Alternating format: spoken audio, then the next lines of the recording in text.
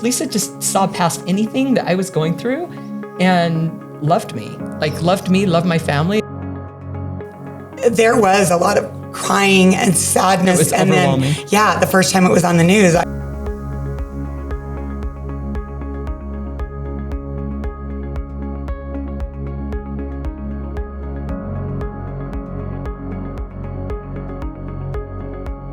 Welcome to the Living Louder podcast.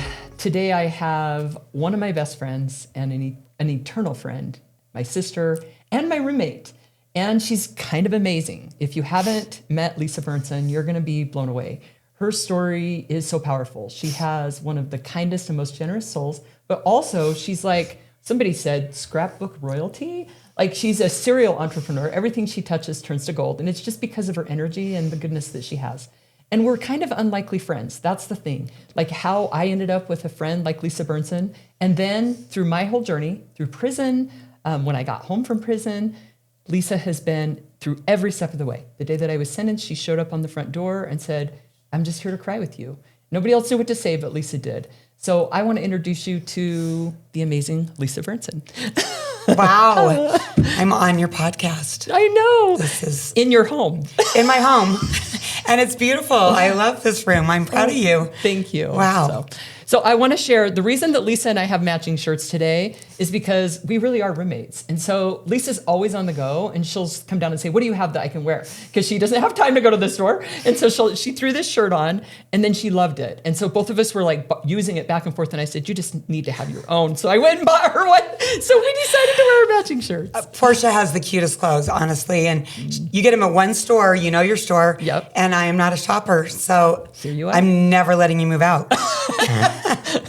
Well, instant wardrobe all the time. That's very fashionable. Yeah. Thank you. Well, more than that, I think every day we're able to connect and support each other.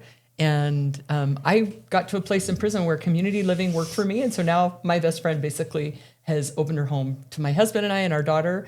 And I don't know what will come of that, but I feel like we are really blessed to have each other. I know. So, 3 years now. 3 years. And I know. it feels like really yesterday. So we cohabitate so well. Yeah. Her husband is a really good cook and always bringing plates of food up for me. And every morning Portia comes and finds me and we chat for like 10 minutes and get a little friendship therapy session together. And it's been awesome. I've loved living with you all. Thank you so much. So Lisa has lots of interesting things that she does. I don't know. Should we go into the whole prison journey or should we talk about golf balls?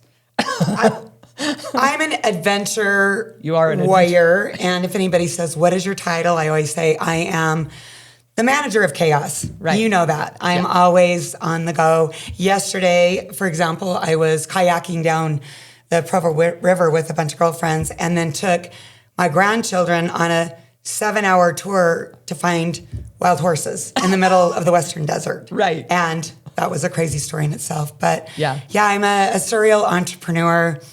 Love to have fun. Love life. You will know that I never watch TV.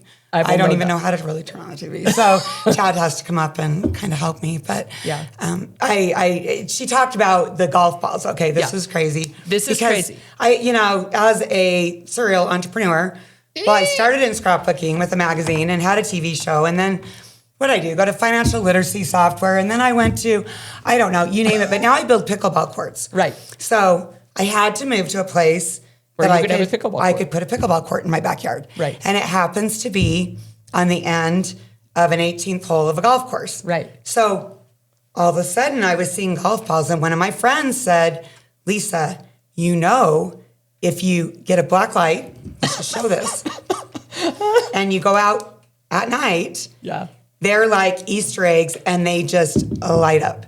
So I find myself on most nights going out, I found this many in one night in probably 30 minutes.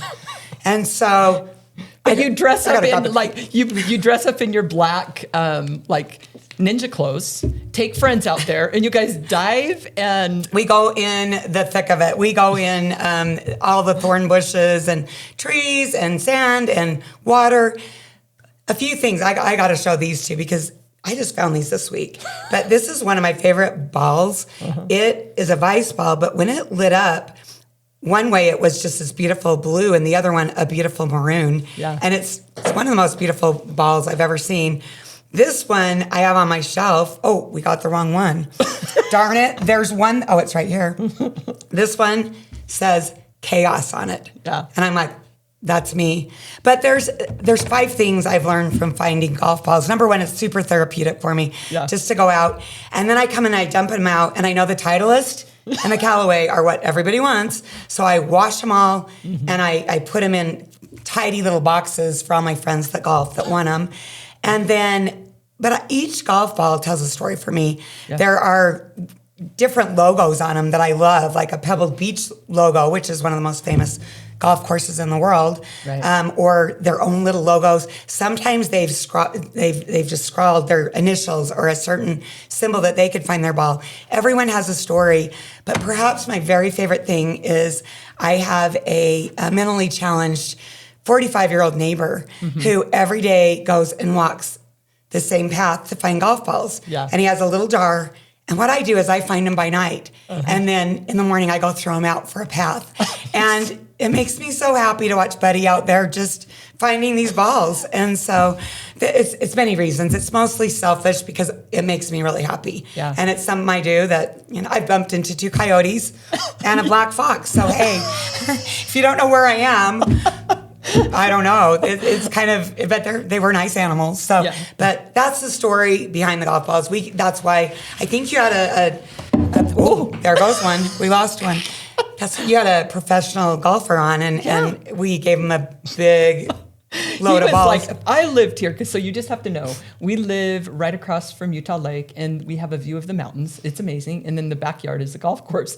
And so when I had Kyle here, he's like, oh no. He's like, if I lived here every day, I would take those golf balls and I would hit them into the lake, and I would be back there golfing. He's like, I can't believe you live here. And I said, yeah.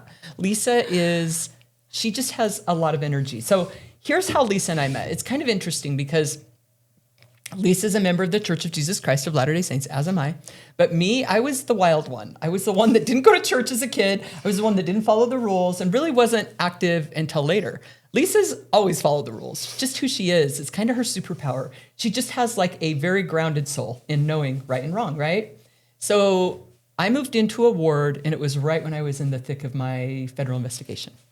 And it was a higher end neighborhood. There were a lot of nice homes. And I was in a pretty dark place. I was struggling. I'd been under investigation for a long time. I felt insecure. Also, I went to church, but I kind of felt like, well, everybody knows that I'm kind of marked, so to speak. I don't think people probably thought terrible of me, but I just felt terrible about myself.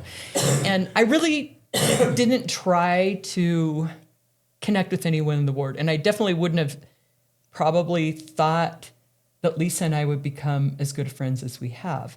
But there was a day that we were in church, and Lisa was teaching this lesson. And this is so uncharacteristic of me, but after she taught the lesson, I came home and I went and bought a basket at a local, I guess it's called Neater's, but it would be like a bakery, and put a little note telling her how much her lesson meant to me. Again, very unusual for me. Probably the only time I've ever done that in my life. Hi, kitty cat. The cat will join us soon. That's the meowing. I just said this cat's been here for a year or more. Yeah. So what's the name of the cat? And Portia said it changes every day. Yeah. So what is the name of the cat? Right now. Coco right now. Okay. And she comes and visits me too. Yeah, so. I know. So anyway, and Sage, Lisa's daughter's been on the podcast, and the cat really kind of took the show, but we'll see what she does here. She did. So, but with Lisa and I remember taking that basket to her home and just thanking her for the lesson. And then she, I don't remember what happened after that.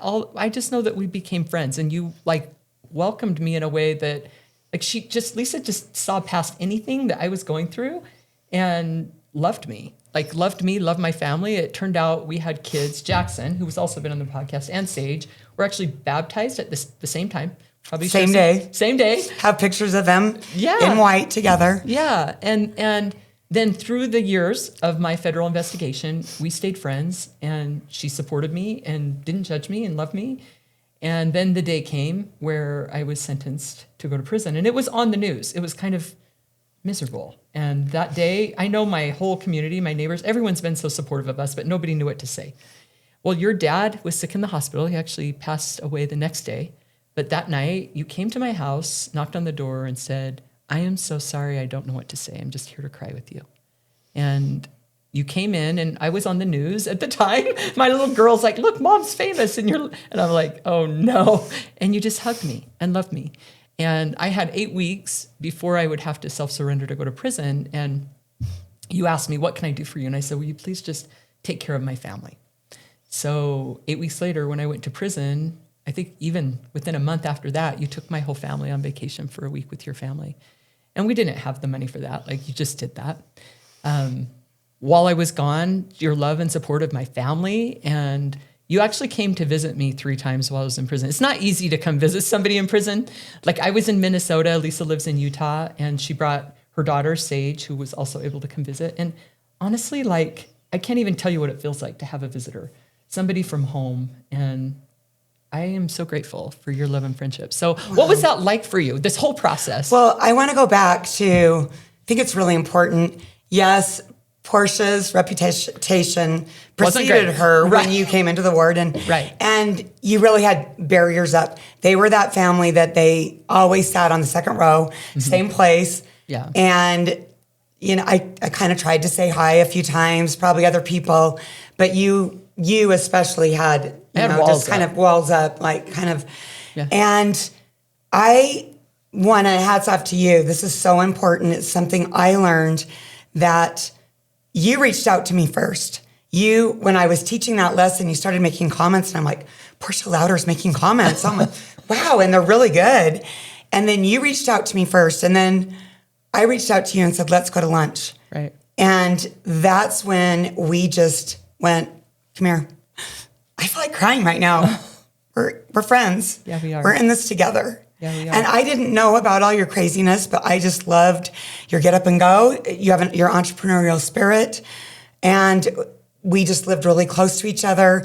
And I appreciate you making the first move, because I always make the first move. Right. And I couldn't make the first move with you. And so I was really close off. That really taught me a lesson that had nothing to do with anybody in that congregation or anybody in the neighborhood. It was yourself, your own conflict against yourself, that was stopping people. Right. One thing that is very fun, we might have to show pictures of this.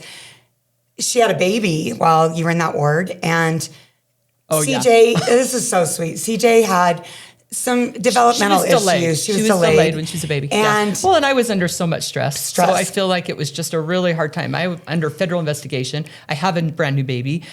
They're telling me I'm going to go to prison, and the sadness in my heart was overwhelming for me. And she obviously felt that, and she wouldn't go to anyone in the ward except you and Maggie. So we had a very, very chubby beagle named Maggie, and Maggie kind of roamed the ward, and all of a sudden, CJ and Maggie became inseparable. Right. Here's this little girl, couldn't talk, just held on to that dog. And night after night, we couldn't find Maggie at night. And Portia would say, Maggie's at our house. Can she stay over? She would sleep in the crib with CJ. And we have pictures of her. She'd jump up in the crib, and they would just lay by each other. And there's CJ with a bottle and Maggie. And I'm telling you, I think we got that dog for Maggie, or not for Maggie, for CJ. Yeah. Other reasons too, but that was so sweet. And you would capture those pictures, and we might have to show them because they're so sweet. Let me grab a drink really quick. Yeah, you're good.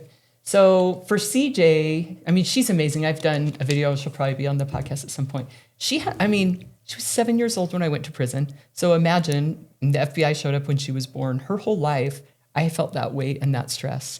And she used to come hang out with you and make Play-Doh. We'd make You were like the only person she'd go to. Swim. Like literally. And what a privilege I've had to see her the last 3 years just go from a girl to just an adult and blossom. Right. And I got to just say one thing, like, she's been through struggles, but it is a beautiful thing to hear every night. I hear scripture reading and praying going on down here. Yeah. And you keep doing it consistently with Chad and CJ.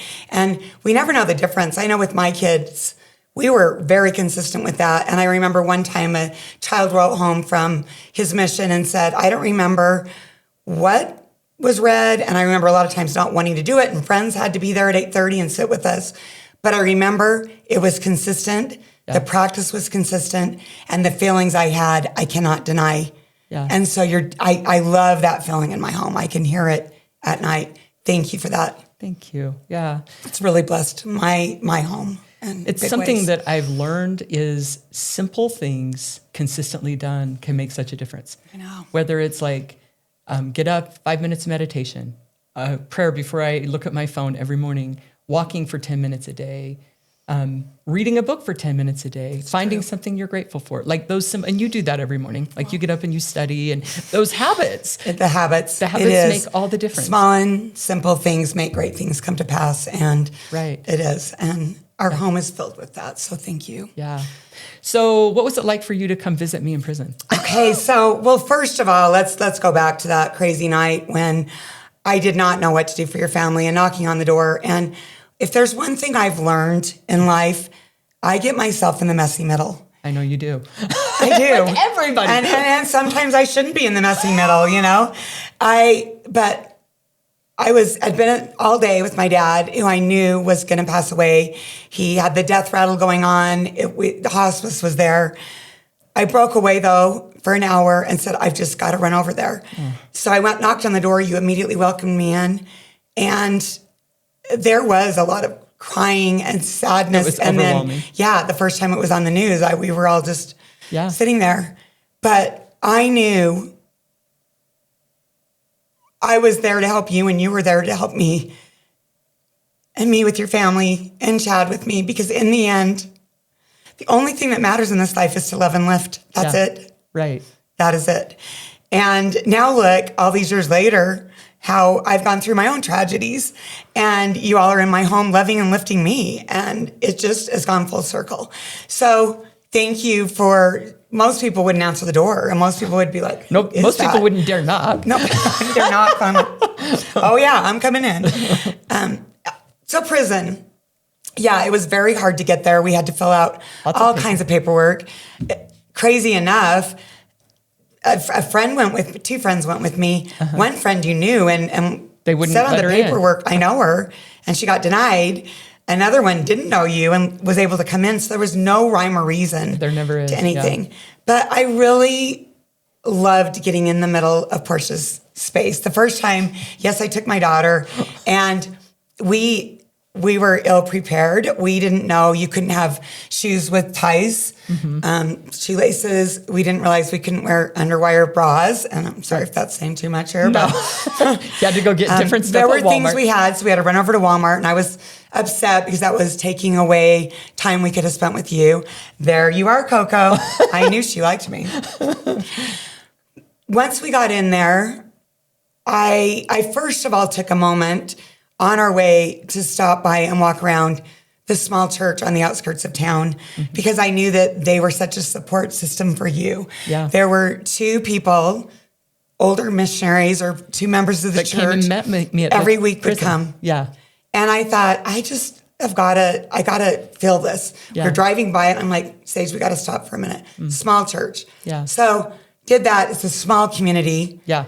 And got up and thanked everybody for coming and supporting me. I went to church there. I get another drink. And you just told everybody, thank you so much for supporting me. I did. That's right. I went to church. Forgot about that. And I thanked everybody.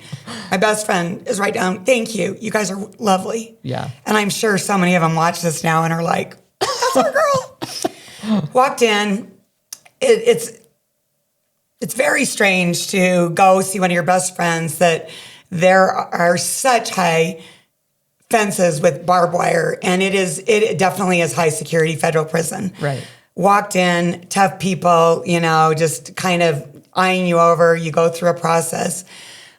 I got in the waiting room, or what was the room called? Yeah, it's the waiting room. And visiting room.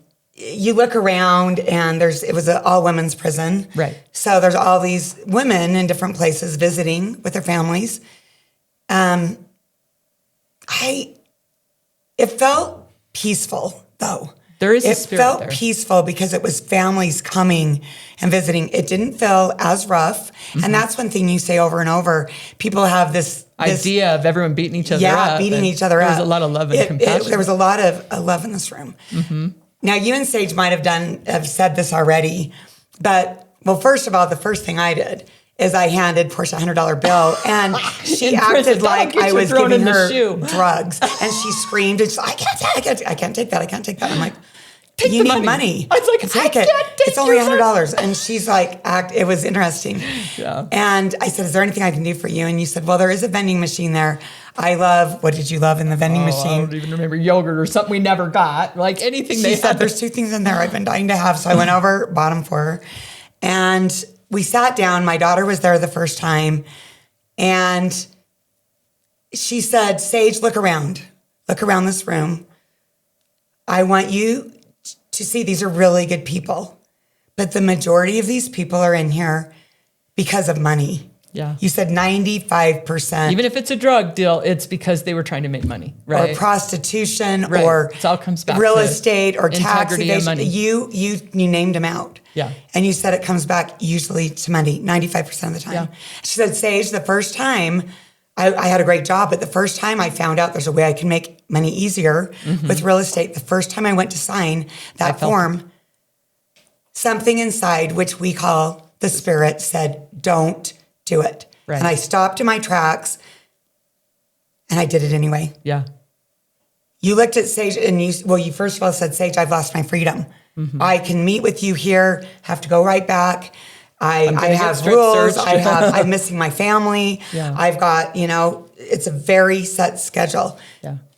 Sage, when you feel that still small voice, when you feel whatever it is you want to call it, divine intervention, the spirit, your conscience, listen to it. Don't do it if it's telling you not to do it. Yeah. Thank you for that, Portia. She has never forgotten it, and she probably said it on the podcast too. But as a mother, that is a lesson I could not have taught any other way. Oh, and I can't forget that too. Sometimes when I make decisions, I'm like, you're stop. really good at listening, though. You're better than me. I'm should I be doing that? And you follow that. I follow that. 95% of the time. Yeah. So I thank you for that. It was beautiful. You were very calm. You had a countenance about you. And as I was walking into the prison, I just got to brag about this. I was like, a guy was like, what, your Louder's friend? They call her your Louder's friend? You're so lucky, one of the guards. And he goes, we all really, really love Louder. We love Louder. She has something different about her. And I could tell the respect of the guards that were around for you. They were awesome guards. And also the inmates that were there. I really appreciated being in Minnesota because there were a lot of people that were Christian that I'd come in the morning and the officers would be reading their Bibles and I would go out and walk and I just felt safe and I appreciated that spirit. And well, I love that you were able to let your light shine there. Now, I didn't go until about halfway through your sentence. Yeah, so my life had changed a lot. I have to tell you the difference in Portia because before you went, yes, you were an amazing friend, but there was always something just a little bit off. I just sat back. I struggled with addiction, but on top of that, I was very closed off. I was in a deep place of pain. Just a little bit. I wasn't sure. Edgy. Maybe that was it. Maybe edgy. Yeah. And I just love and lifted as much as I could, and I didn't probe if you needed to talk to me. Right. But I could not believe the difference. Calm. You had a countenance. I mean, look at you shining right now. Like you had a countenance about you. And you said, Lisa, I got in here and I came in kicking and screaming, which you did. She tried everything to get out of it. Right. She said, when I sat down and owned my conviction, like, why am I in here? You wrote everything down, all the things you felt like you'd done, every person you'd wronged. Right. You said, I went to my own personal spot, my own, whatever you believe in, but Gethsemane, where Christ was, my own personal spot. And I cried and I wept and I prayed and I went over everything I'd done wrong and every person. And you said, this was not a quick process, Lisa. This was weeks and weeks. Yeah. Sorry, of weeping and praying and crying and writing letters and saying, I am so sorry. When I finally could own why I was in there, that's when I could own what I believe. What is my conviction?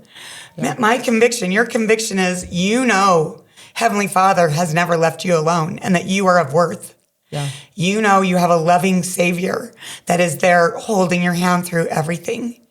And you said, and because of that, now I was able to let that go and move on and help other people in the way I want to. And you became such a light. Okay, you have water, you have golf balls, we have a black light. Where are the tissues? I mean, come on. I was very free. I found freedom. Yeah, I found freedom and I came home. I was 49 when I came home from prison, 43 when I went in. And that's kind of scary when you think about it. Like, what comes next for me? What's my career going to be? I mean, I really had to mourn the years that I lost with my children. 5 years, and they were teenagers. They grew up. Sage and Jackson were hanging out here, and I wasn't with them. And we had kids that kind of liked each other. Yeah.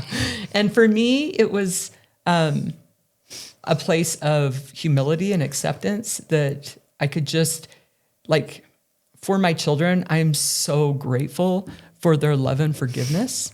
And I accept that maybe I won't, I know, Kitty, maybe I can't expect them to, I don't expect anything from them. I'm just grateful for what they give me, and I'm grateful for who they are.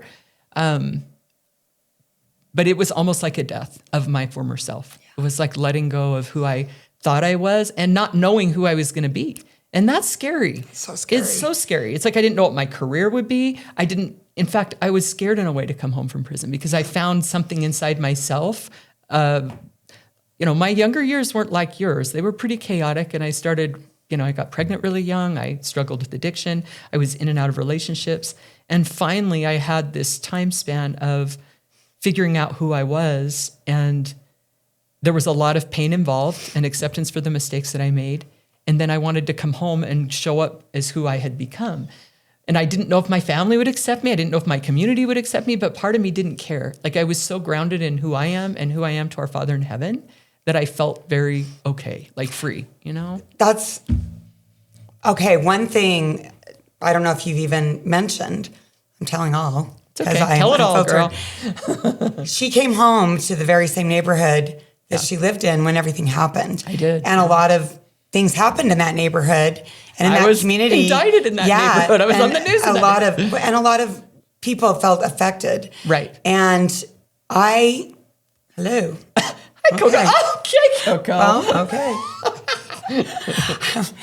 But I think that took a lot of courage. One time I said, I can't believe you live in the same neighborhood because I had moved during that time. Yeah. And I said, I can't believe you live in the same neighborhood that you were in and that, there were people that kind of were against you and wanted you to go to prison. And you were like, oh, I haven't even thought of that.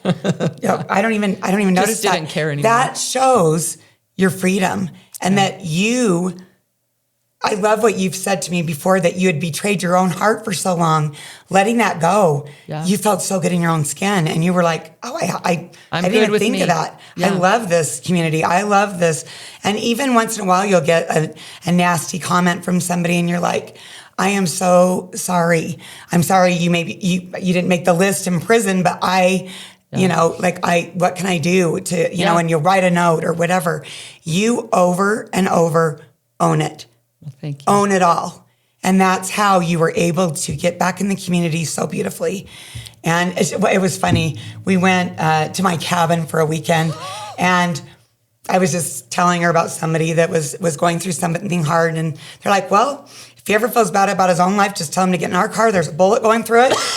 It wasn't, the bullet didn't come for us, but it's a car we bought cheap because it had a bullet going through it. And it's true. You're like, no matter what, he won't feel bad as long as he hangs out with me because I'm the lowest of the low. I mean, it literally, yes, there was a car that it just. We bought a car with a bullet hole. Yeah. Just so you know. We got it cheap. So what do you know? I got but, mad respect for that bullet hole, just so you know. When I was at the halfway house, everybody's like, Louder's going. They were like, did you take the bullet? And I'm like, no, I did not. But I loved that you had changed so much that you were like, I feel good. I'm good where I am. Again, I'm sorry for anybody I've hurt, but I've owned it. I've paid for it. I've done everything to make recompense. Mm-hmm. I love that. Thank you. And you have turned it around. Well, thanks. Just the way you live your life, she is what is a chancellor? Is that the word? I don't know. No, I'm a chaplain. What is a chancellor? I'll be a chancellor, though, if anyone knows how to be a chancellor. I'm a chaplain. What's a chancellor in? We're both chancellors. I know a general in the Marines, and I keep calling him the governor. I'm like, I'm sorry, I get words. But I love that. She's always out helping, and Chad is too, and doing good in the community. She is our it's called gospel doctrine teacher. Who knew I could be in our Sunday congregation? School teacher. I mean, the place is packed, and she does it completely from her heart. There's no prompting. There's no PowerPoints. It's pure doctrine from you with the Spirit. And her husband is just beloved here, their daughter. I've just seen such. You say so many nice things about us, but Lisa, honestly, your love for us has paved a way for us with the community. Like, you have been a number one supporter of us, and you do that for everybody. Like, you do. You have a shower at your house every week. You go to anyone in the community that needs something, you're there. And it's just who you are, and your goodness is such a positive influence on everyone, on your kids. They're filled with light. On us, we've been so fortunate to live with you and to just be your friend. And it's an eternal friendship because we would have never ended up being friends. I mean, we have matching shirts. Come on. Come on. So I love you guys so much. And again, I am, Coco. I've never gotten closer to this family member in my life, but here we go. Okay, come here. I might as well just embrace it. Sage, if she's watching, she's like, you've never held a cat in your life, but here we go. But honestly, there's one thing you can learn from this segment. There is a way back, and lives can turn around. Lives can be changed for good. And that's one thing you have firmly resolved, that this is a for good change, meaning never again are you getting into... going back. No. Never going back. I mean, there was a time where I one time handed her a caffeinated drink or something. No. And I'm like, oh, okay. I'm not that good. But I when it comes to my addiction too, I'm all like, sobriety's I've suffered enough because of my addiction. Yeah. So, and I've suffered enough because of my lack of integrity. So it's important to me. And I'm grateful for this love and support. So, well, I love you so much, and look forward to the rest sisters, of our eternal friends. Ride and die. Yeah, ride or die. If you read my book, you'll read the Ride or Die chapter is about Lisa, and she is truly my ride or die friend. I love you. Okay, it's a wrap. Thank you for joining the Living Louder podcast. We love you guys.